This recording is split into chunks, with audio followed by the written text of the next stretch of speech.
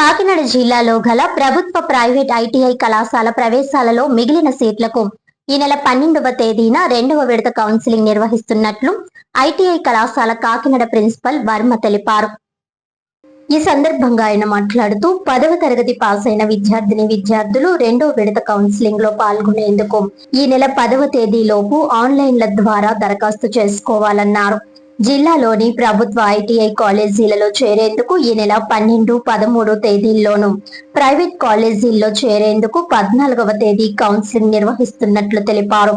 ఉద్యోగ ఉపాధి అవకాశాలు కలిగిన ఐటీఐ కోర్సుల్లో చేరేందుకు గల అవకాశాలను ప్రతి ఒక్కరూ సద్వినియోగం చేసుకోవాలని కోరారు.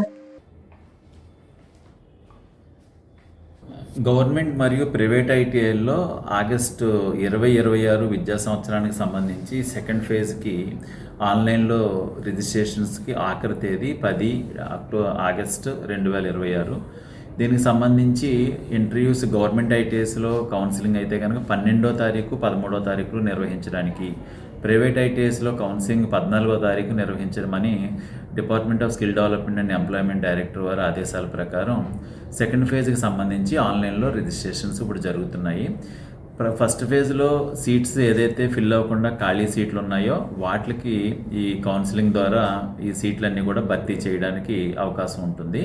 దయచేసి 10th క్లాస్ పాస్ అయిన విద్యార్థులు, ఐటీఐలో చేరదలుచుకున్న విద్యార్థులు ఆన్లైన్ రిజిస్ట్రేషన్ ద్వారా మీ దగ్గరలో ఉన్న మీ సేవలో కానీ లేకపోతే మా ఐటీఐకి వచ్చినా కూడా మేము కూడా రిజిస్ట్రేషన్స్ మేము చేస్తాము. మీరు రిజిస్ట్రేషన్ ఎక్కడ చేయించుకున్నా కూడా మీ ఒరిజినల్ సర్టిఫికేట్స్ అన్నీ కూడా తప్పనిసరిగా వెరిఫికేషన్ చేయించుకోవాలి. అలా వెరిఫికేషన్ చేయించుకున్న అభ్యర్థులు మాత్రమే ఈ సెకండ్ ఫేజ్ కౌన్సిలింగ్కి అర్హులు అవుతారని చెప్పి తెలియజేయడం అవుతుంది. సార్, ఇది గవర్నమెంట్ ఐటీఐకి సంబంధించి కాకినాడకు సంబంధించి 13 కోర్సెస్లో ఈ మిగిలి ఉన్న ఫస్ట్ ఫేజ్లో మిగిలి ఉన్న సీట్లకి సెకండ్ ఫేజ్ కౌన్సిలింగ్లో భర్తీ చేస్తాం. జగ్గంపేటకి సంబంధించి గవర్నమెంట్ ఐటీఐ జగ్గంపేటలో 3 కోర్సెస్ ఉన్నాయి. అదేవిధంగా మన కాకినాడ జిల్లాకు వచ్చేటప్పటికి 12 ప్రైవేట్ ఐటీఐలు ఉన్నాయి.